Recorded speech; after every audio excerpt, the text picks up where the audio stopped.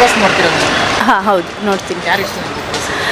Big ಬಾಸಲ್ಲಿ ಇವಾಗ ಬಂದು ಹನುಮಂತ್ ಮತ್ತು ಐಶ್ವರ್ಯ ಇಷ್ಟ ಆಗ್ತಾರೆ. ಯಾಕೆ?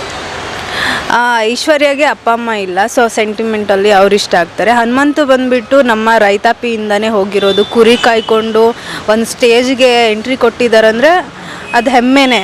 ಅದಕ್ಕೋಸ್ಕರ ಹನುಮಂತು ಇಷ್ಟ. ಐಶ್ವರ್ಯ ಯಾವಾಗಲೂ ಶಿಶಿರ್ ಜೊತೆ ಇರ್ತಾರೆ. ಹಾಂ, ಏನು ಅನ್ಸುತ್ತೆ ಅವರಿಬ್ಬರು? ಐಶ್ವರ್ಯ ಶಿಶಿರ್ ಗುಡ್ ಫ್ರೆಂಡ್ಸ್ ಅನ್ಸುತ್ತೆ.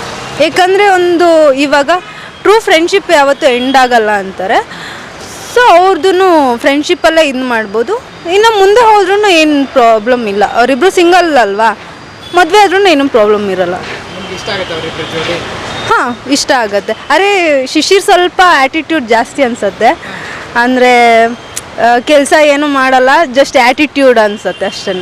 ಮತ್ತು ಅವರಿಬ್ಬರನ್ನ ಬಿಟ್ಟು ಮತ್ತೆ ಯಾರು ಇಷ್ಟ ಆಗ್ತಾರೆ?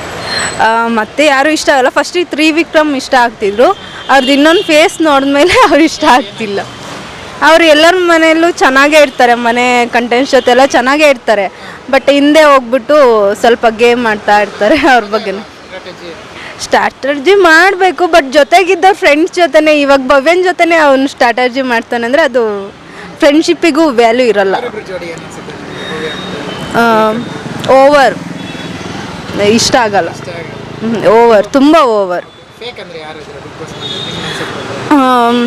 ಬಿಗ್ ಬಾಸ್ ಮನೆಯಲ್ಲ ಪಾಸಿಟಿವ್ ಮೇಡಮ್, ಅವ್ರನ್ನೇ ಗೌತಮಿ ಅವರು. ಅವರು ಅಂದರೆ ಟಾಂಗ್ ಕೊಡ್ತಾ ಇರ್ತಾರೆ, ಸ್ಮೈಲ್ ಮಾಡ್ಕೊತಾನೆ ಕೊಡ್ತಾ ಇರ್ತಾರೆ. ಬಟ್ ಅವ್ರು ಟಾಂಗ್ ಕೊಡ್ತಾ ಇದ್ದಾರೋ ಅಥವಾ ಪ್ಲ್ಯಾನ್ ಮಾಡ್ತಾ ಇದ್ದಾರೋ ಏನಂತನೂ ಗೊತ್ತಾಗಲ್ಲ. ಸೊ ಹಾಗಾಗಿ